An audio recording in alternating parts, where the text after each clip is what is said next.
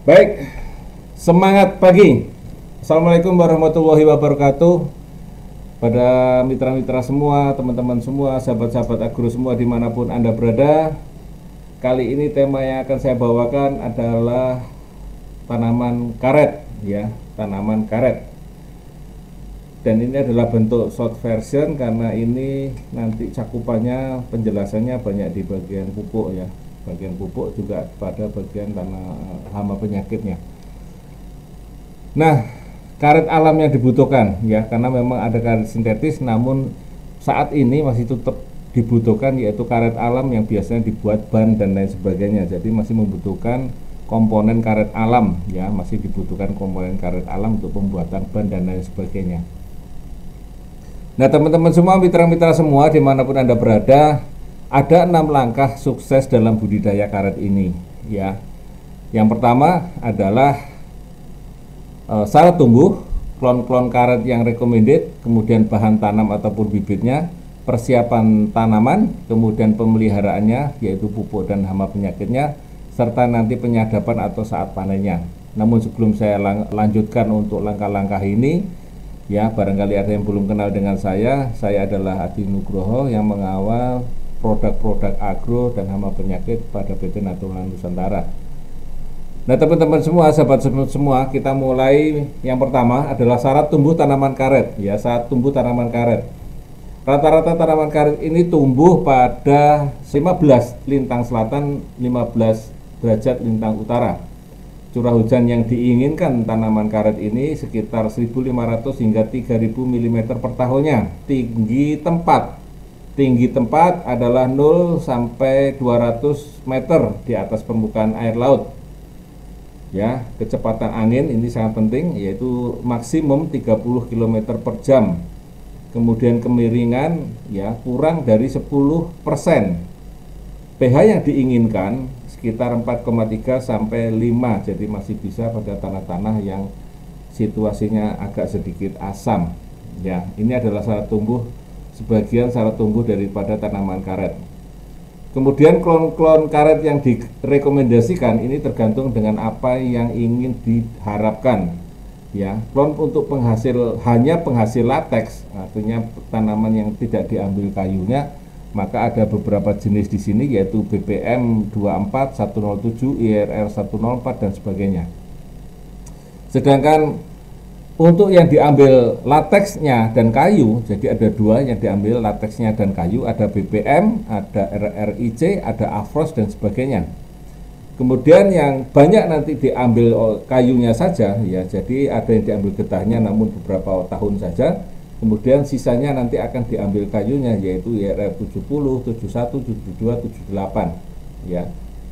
Dan mungkin ada beberapa klon-klon karet lokal yang dimana di situ akan muncul klon-klon karet yang lokal. Nah, silahkan Bapak Ibu pilih, ya. Silahkan Bapak Ibu pilih, tergantung kearifan lokal setempat, ya. Kadang-kadang di daerah-daerah sentra-sentra karet di beberapa tempat, beberapa rujukan itu memang ada beberapa klon-klon yang recommended yang bisa ditanam untuk daerah sekitarnya atau lokal. Nah, ini adalah ketahanan klon karet yang anjuran tahan terhadap penyakit tanaman karet, yaitu ada 3, ya, Colletotrichum, Collinispora maupun Odium, serta ketahanan terhadap angin, ya. Angin, ya, karena ini sangat penting pada tanaman karet, karena pada tanaman-tanaman tertentu begitu usia sudah di atas 10 tahun dan anginnya cukup kencang di atas 30 km per jam, maka kecenderungan tanaman karet ini adalah doyong atau miring, ya. Dan kalau sudah miring, maka yang agak kesulitan nanti adalah di bagian penderesnya ataupun pada saat panen getahnya.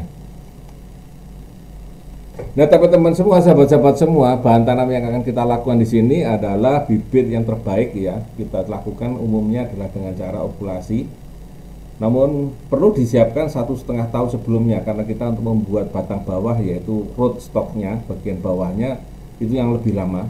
Kemudian kita juga memerlukan bagian batang atasnya ya, dan kemudian okulasinya ya. Ini yang perlu disiapkan untuk okulasi adalah seperti itu, bahan batang bawah dan bahan bagian atas ya. Ini ada yang menggunakan cara yang terbaik klon karet saat ini adalah seperti itu ya. Kemudian persiapan tanaman atau persiapan penanamannya, sebagaimana kita membuat kebun seperti biasanya, baik pada tanaman sawit ataupun tanaman yang lainnya, coklat dan lain sebagainya, kita memerlukan ada yang land clearing, ada land clearing 100%, ada yang land clearing tidak 100% ya. Pembukaan lahan ini tergantung dari tanaman apa yang kita budidayakan ya. Oleh karena itu ya, persiapan lahan ini ya, seperti pada umumnya kalau karet ini hampir serupa atau sama dengan tanaman land clearing pada tanaman kelapa sawit ya, 100% dibuka secara total ya. Kemudian persiapan bahan penanaman ya, tadi kita membuat lubang-lubang tanam, kemudian jarak tanam ya sesuai dengan arah dan kemiringannya serta konturnya ya. Kemudian mulai dengan penanaman, pembuatan lubang, dimulai dari pembuatan ajir-ajir terlebih dahulu. Dari ajir itu kita tentukan garisnya, kemudian dari garisnya kita tentukan lubang tanam, kita buat lubang tanam, kita biarkan kurang lebih sekitar 1 bulan ya, kemudian baru kita tanam ya.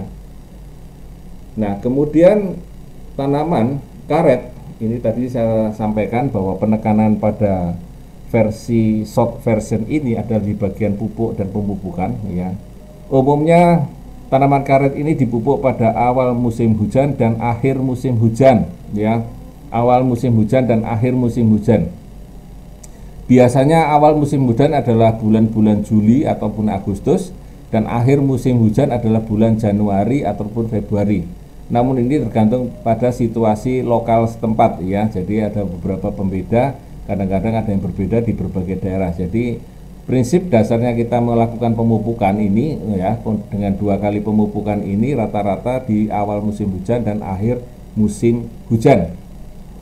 Nah, pupuk yang kita gunakan ada pupuk makronya, yaitu pada tanaman yang belum menghasilkan ya, yaitu tanaman yang belum menghasilkan umur 1-5 tahun ya.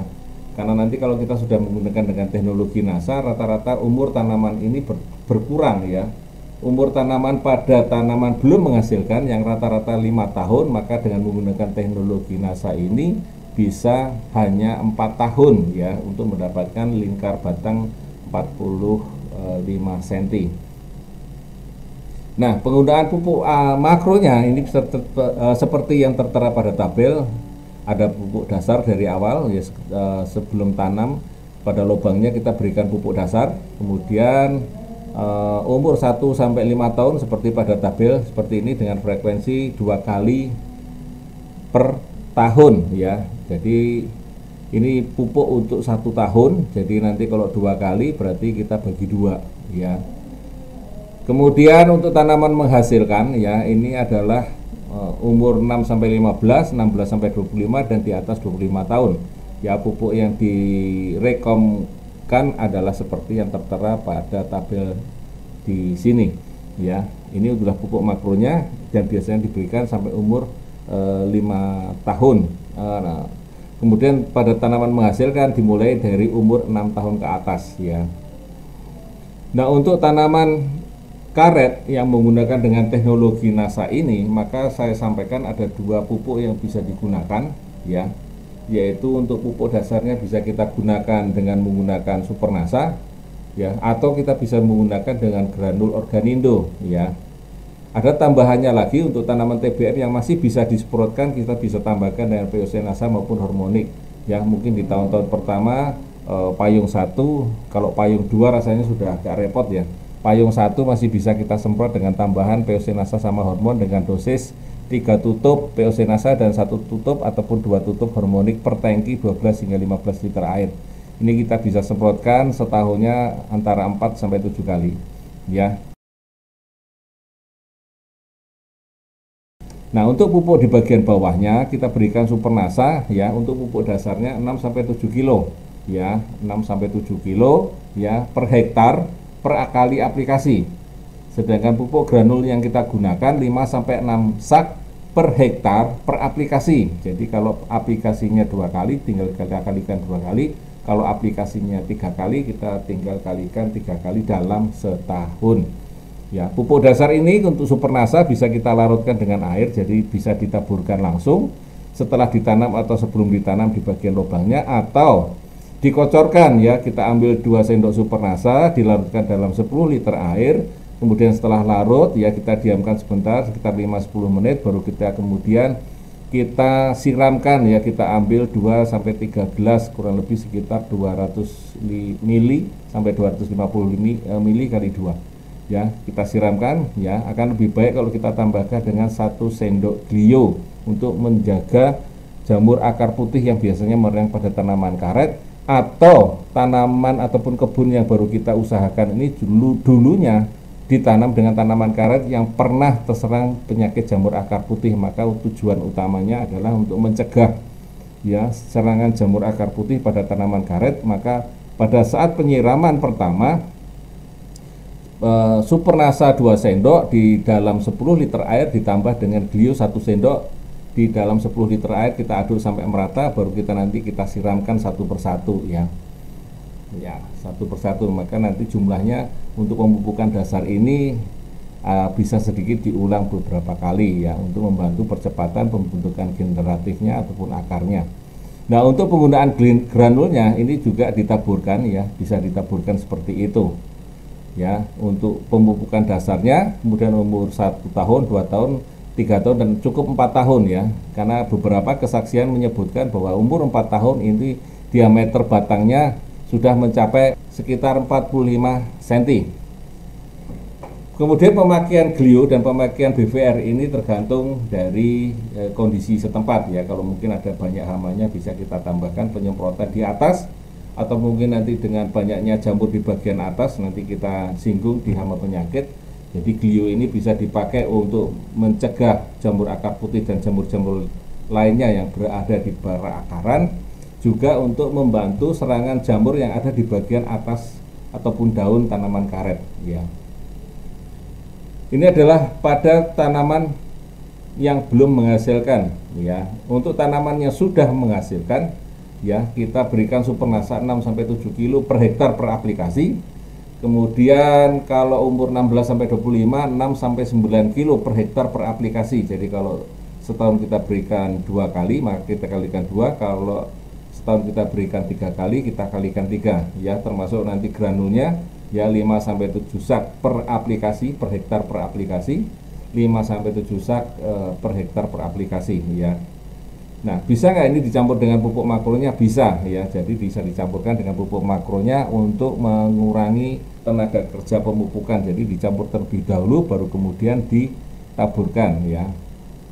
Kemudian pemakaian glio ataupun BVR ini tergantung situasi dan kondisi ya. Jadi kalau memang di lahan ini memang sering terjadi serangan jamur, baik itu pada daun, maka ada baiknya kita mencegah ya, mencegah lebih baik daripada mengobati ya. Jadi kita semprotkan dari sejak awal glio ini. Tetapi kalau mau disemprotkan tentu saja disaring terlebih dahulu ya. Kita ambil 1 sendok glio dalam 10 liter air, kita aduk merata, kemudian setelah rata kita saring. Nah, air saringannya yang kita masukkan ke dalam tangki kita cukupkan, kemudian kita semprotkan pada daun-daun tanaman karet kita yang masih muda untuk mencegah serangan jamur pada bagian daun.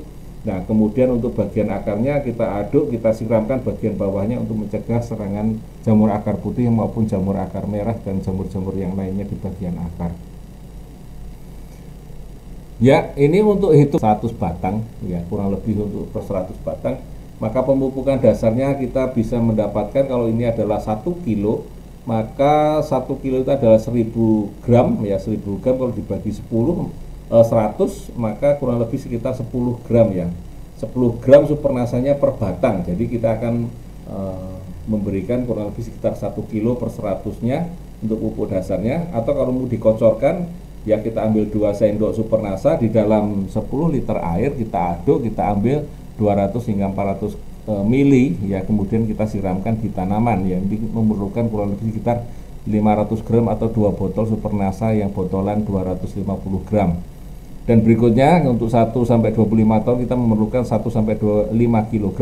Untuk di atas 25 tahun kita memerlukan kurang lebih 2 kilo ya per 100 batang per aplikasi. Jadi kalau nanti 2 sampai 3 kali aplikasi tinggal kita kalikan 2 sampai 3 kali aplikasi. Demikian juga pemakaian 100 batang pada tanaman karet yang dengan menggunakan granul ya. Kurang lebih pupuk dasarnya memerlukan sekitar 100 sak. Ya, satu sak ini isinya kurang lebih sekitar 10 kilo. Ya, 10 kilo ini berarti 10.000 gram. Kalau dibagi 100 batang kurang lebih 100 gram per tanaman. Ya, kurang lebih ya. Kurang lebih. Kemudian untuk tanaman yang usia 1 sampai 25 tahun adalah 1,5 sak. Kemudian di atas 25 tahun adalah 2 sak ya. Kemudian Clio ini adalah kondisional seperti yang tadi kita sampaikan untuk mencegah tanaman terserang jamur akar putih. Ada baiknya Supernasa tadi sebelum kita kocorkan atau kita taburkan bisa dicampurkan langsung dengan Clio ini ya, dicampurkan dengan Clio untuk lebih merata pada tanaman. Jadi Supernasa dicampur dengan Clio kemudian baru kita taburkan ya. Untuk disiramkan tadi diambil dengan 2 sendok Supernasa ditambah 1 sendok Clio dalam 10 liter air baru disiramkan per tanaman mendapatkan sekitar 200 hingga 400 ml per tanaman ataupun per batang.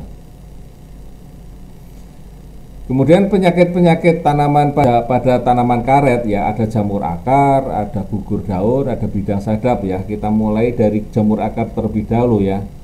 Jamur akar ini ada banyak ya, nanti kita singgung ada 2 yaitu jamur akar putih dan jamur akar merah ya. Yang sisanya hampir sama tapi dua ataupun 1 jamur akar putih ini adalah penyakit utama pada tanaman karet ataupun sangat ganas pada tanaman karet sehingga mampu merebahkan tanaman karet ya karena serangannya. Ya, yang pertama adalah jamur akar putih. Di sini jamur akar putih memang berwarna putih ya dan menyerang pada akar Rigidoporus lignosus. Ya, biasanya kalau kita buka akarnya maka akan kita dapati benang-benang berwarna putih atau hifa berwarna putih, di mana nanti akarnya akan membusuk dan lunak serta coklat. Dan jika serangannya 3 tahun ya, ini mulai dari 6 bulan, sedangkan serangan yang 6 tahun up pada tanaman 6 tahun up dimulai biasanya dari umur 1 tahun. Jadi cukup lama dari umur 6 bulan sampai ke 3 tahun atau dari umur 1 tahun ke arah 6 tahun.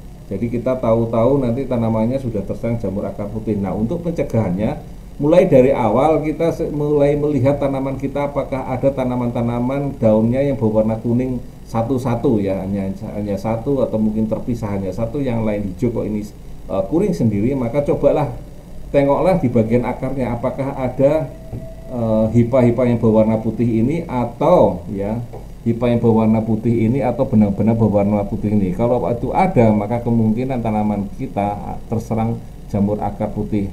Nah, pencegahannya adalah seperti yang tadi kita sampaikan, pada saat pemupukan kita bisa bersama dengan pemupukan Supernasa ditambah dengan Clio ya, atau kita kocorkan Supernasa dengan Clio tadi 2 sendok Supernasa ditambah 1 sendok Clio dalam 10 liter air, kita ambil 200 hingga 500 ml per tanaman. Ya, kita rutinkan ya 15 hari sekali atau mungkin 20 hari sekali.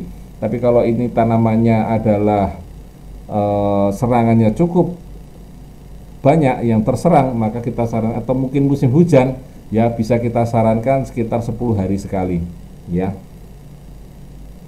Ini jamur akar merah mirip seperti jamur akar putih, hanya warnanya berwarna merah ya. Kemudian permukaannya merah kecoklatan, bawahnya berwarna putih. Dan kalau dipencet kadang-kadang keluar lendirnya ya, ini benangnya berwarna merah menyerang pada akar ya. Kalau tadi jamur akar putih menyerang pada akar berwarna putih, kalau ini menyerang pada akar berwarna merah, mirip seperti pada tanaman kelapa sawit ya. Nah, pengendaliannya kita sampaikan ya, 1 kotak Clio tadi bisa langsung ditaburkan untuk 20 tanaman yang sehat atau 10 tanaman yang sakit, atau kalau dikocorkan ya bisa ditambahkan langsung dengan Supernasanya untuk membantu supaya tanamannya juga kambiumnya mungkin sehat dan tanaman akarnya yang barunya mungkin juga nanti akan tumbuh lebih cepat. Maka 1 sendok Clio ditambah dengan 2 sendok Supernasa ya. Kita ulang sampai 3 sampai 5 kali ya, sampai benar-benar bersih dan musuh alaminya ini membersihkan jamur akar putih dan jamur akar merah ya. Ya disarankan kalau bisa ini dijauhkan dari tanaman pisang, ubi jalar ataupun singkong ya. Nah, untuk daerah-daerah yang memiliki pH yang cukup rendah ya, maka tidak ada salahnya sebelum kita lakukan pemupukan atau pemberian glio ini, maka 1 minggu sebelumnya kita taburkan atau kita siramkan ya kapur pertanian atau dolomit ya, kapur pertanian atau dolomit. Baru kemudian setelah 1 minggu kita lakukan pemupukan plus pencegahan ataupun pengobatan pada tanaman karet kita ya. Pada tanaman-tanaman yang masih sehat bisa kita berikan terlebih dahulu yaitu 100 gram belerang ya, atau kita langsung taburkan aja glio atau kita kocorkan dengan glio untuk mencegah supaya tidak menyerang ke tanaman yang sehat. Jadi kalau sudah ada satu tanaman yang sakit dan dicurigai ada gejala tanaman yang sakit karena jamur akar putih ataupun jamur akar merah, maka tanaman yang di sekitarnya saya sarankan ya setidaknya 3 baris sampai 5 baris ke depan, ke belakang, kanan, kiri, utara, selatan, barat, timur, barat daya dan lain sebagainya, sekeliling mata angin itu 3 sampai 5 tanamannya diberikan glio ya, untuk mencegah supaya tanaman ini tidak menyebar atau penyakit ini tidak menyebar ke tanaman yang sehat yang lainnya. Kemudian yang kedua ada penyakit gugur daun. Ini biasanya pada tanaman-tanaman yang muda, teman-teman semua, mitra-mitra semua ya, ada Odium, ada Corynespora ya. Ya, hampir mirip ini gejalanya. Yang pertama, kalau Odium ini adalah memiliki massa yang berwarna putih di bagian bawahnya ya, dan menyerang pada pucuk-pucuk daun muda. Kemudian ya, pengendaliannya saya sampaikan tadi adalah penyemprotan dengan glio yang sudah disaring. Jadi 1 sampai 2 sendok glio ya dalam 10 liter air. Kemudian kita aduk rata. Setelah kita aduk rata baru kemudian kita saring. Setelah kita saring dengan kain ya ataupun yang lainnya, air daripada saringan tadi kita masukkan ke dalam tangki yang sudah bersih, kita semprotkan ya, kita semprotkan untuk mengendalikan Oidium ini. Kalau Odium tadi adalah berwarna putih, kalau Coledotrichum ini berwarna coklat ya, ataupun Coronisporanya berwarna pink. Mirip juga serangannya pada bagian pucuk dan ini bisa menyebabkan mati pucuk ya, serangan yang hebat. Coledotrichum ini bisa menyebabkan tanaman bisa mati. Jadi yang satunya tadi adalah massa berwarna putih, yang ini massa jamurnya berwarna pink atau merah jambu. Dan ini dua-duanya juga berbahaya. Oleh karena itu semprotkanlah secara rutin glio yang sudah disaring ya, mulai dari sejak tanam atau daerah-daerah lahan-lahan yang di sekitarnya juga sudah terserang penyakit gugur daun ini, maka sering-seringlah disemprotkan glio ini ya, utamanya pada musim hujan ya, ataupun sebelum musim hujan sebaiknya disemprot dengan glio yang sudah disaring. Sama seperti tadi, pengendaliannya adalah kita semprotkan dengan glio, dan untuk menambah supaya titik tumbuhnya juga berkembang maka ditambahkan dengan Supernasa. Jadi Supernasa ini bisa dicampur dengan glio kemudian ditebarkan, atau kita langsung lakukan dengan cara adalah Supernasa ini dilarutkan dulu terhadap air, kemudian 2 sendok Supernasa ditambah dengan glio ya, ini bisa disemprotkan utamanya di bagian bawah ya, di bagian bawah ataupun bagian pucuk yang pucuk yang terserang ya. Ini jadi kalau glionya di bagian bawah atau model dengan disemprotkan. Tapi kalau untuk mengendalikan Coledotrichum ya, glionya kita semprotkan di bagian atas, Supernasanya disemprotkan pada bagian bawah ya. Jadi ini bisa dicampurkan untuk mengendalikan jamur pada bagian bawah, Supernasa dicampur dengan glio. Kalau untuk Coledotrichum atau gugur daun, maka glionya disemprotkan di bagian atas setelah disaring, Supernasanya ditaburkan, dikocorkan atau disemprotkan di bagian bawah ya. Untuk menjaga jamur-jamur ini, baik jamur di bagian atas daun atau gugur daun ataupun di bagian bawah yaitu jamur akar, maka dolomit ini membantu untuk menaikkan pH ya, membantu untuk mencegah serangan jamur ya. Maka berikanlah kapur pertanian atau dolomit ini mulai dari sejak awal ya utamanya mendekati musim-musim hujan, maka sebaiknya diberikan dolomit untuk menjaga pH-nya naik ya. Pak, lah ini saya nggak punya alat pH dan sebagainya. Mungkin rata-rata petani menggunakannya kurang lebih sekitar 300 kilo per hektarnya. Ini disebarkan secara merata ke seluruh tanaman ya di sekitar perakaran.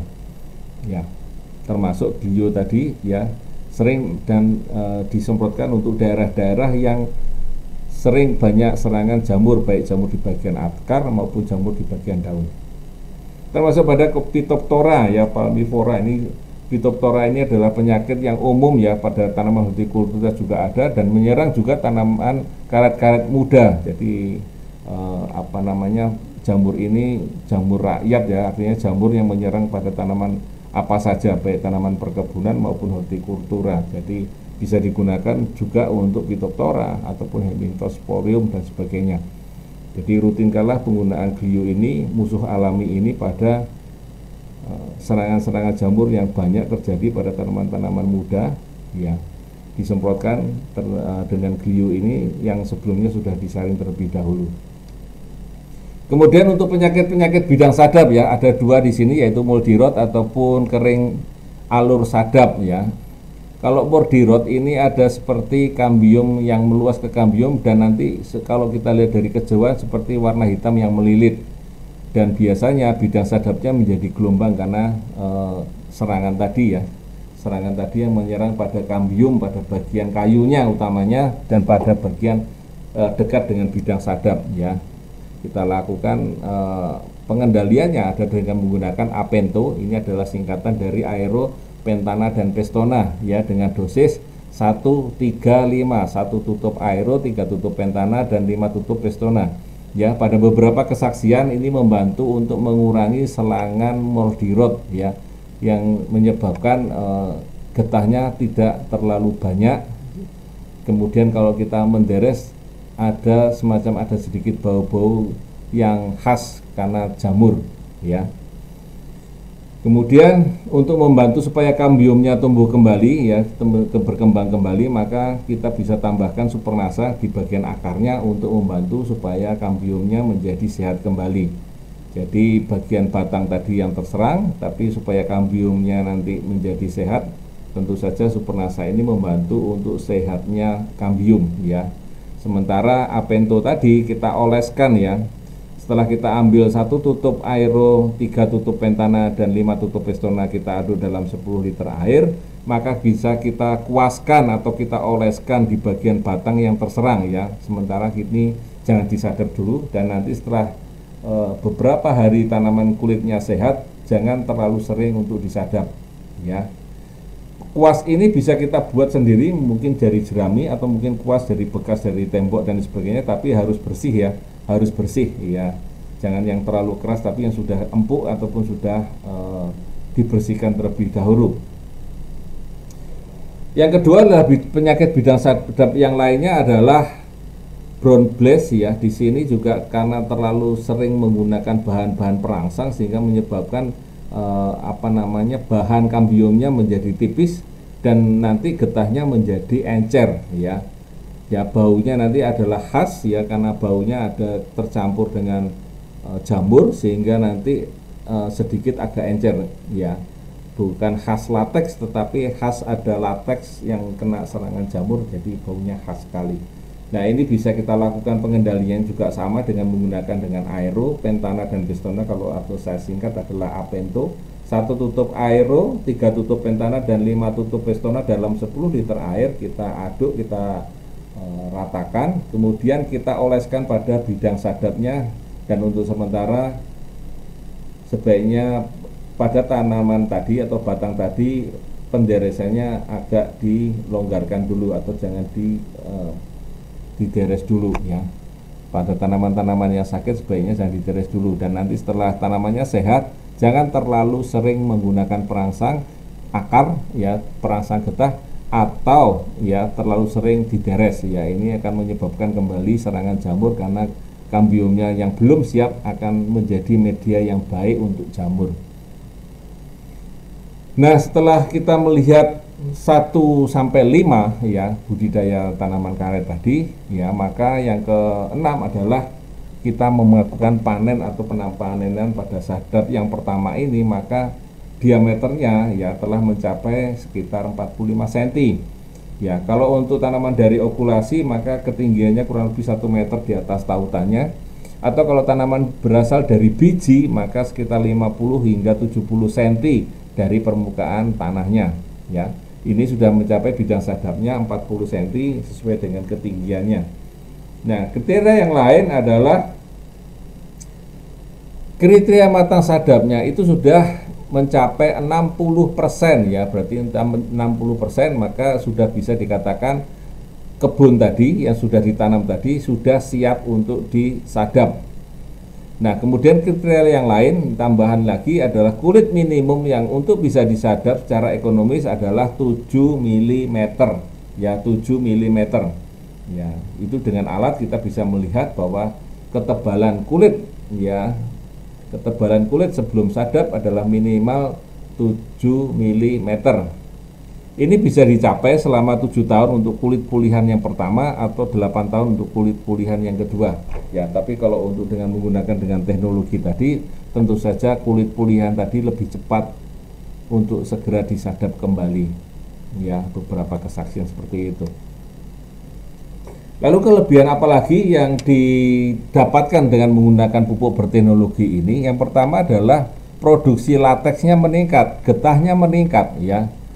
Ya, biasanya jam 10 barangkali atau jam 9 pada kondisi tertentu itu lateksnya sudah tidak menetes lagi. Namun ya insya Allah dengan menggunakan teknologi ini getahnya masih menetes. Kadang-kadang harus mengganti wadahnya sekali waktu ya. Jadi satu wadah dengan menggunakan wadah, kadang-kadang yang menggunakan batok ataupun alat-alat wadah yang lainnya, itu kadang-kadang perlu wadahnya sampai 2 kali ya.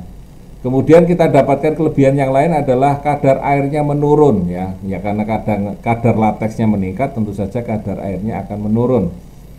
Nah, ini pada saat trek, yaitu saat dimana kekurangan air, kadang-kadang karet tidak mengeluarkan getahnya. Namun dengan teknologi NASA ini, karet masih tetap mengeluarkan getahnya. Ya, tanamannya menjadi sehat ya karena pupuknya cukup, lengkap dan berimbang, dan tentu saja akan berumur panjang. Dan deresannya juga masih tetap stabil. Nah, kemudian ada tambahan lagi ya, dari beberapa kesaksian kita bisa dapatkan adalah proses pemasakan lateks atau getah ini menjadi lebih cepat ya, karena nanti kan akan dicampur dengan bahan-bahan yang lainnya, kemudian dimasak ya, diasapkan, dikeringkan. Nah, prosesnya yang tidak menggunakan teknologi pemupukan dari NASA ini rata-rata bisa mencapai sekitar 4 atau 5 jam atau bahkan 6 jam ya. Sementara dengan menggunakan teknologi NASA ini kadang ada yang bisa mencapai 3 jam ya. 3 jam saja sudah bisa diiris dan kemudian dikeringkan. Jadi ini adalah kelebihan-kelebihan daripada penggunaan teknologi pemupukan dengan menggunakan NASA, teknologi NASA. Saya rasa itu yang bisa saya sampaikan teman-teman semua, mitra-mitra semua ya. Ini tentang tanaman karet ya. Nanti kita ketemu di episode ataupun tema-tema yang lainnya ya. Nanti kita akan bicara tentang tanaman-tanaman yang lainnya. Barangkali mungkin ada request, silakan kita ditaruh di kolom komentar. Terima kasih. Tetap menjaga kesehatan dan semangat pagi.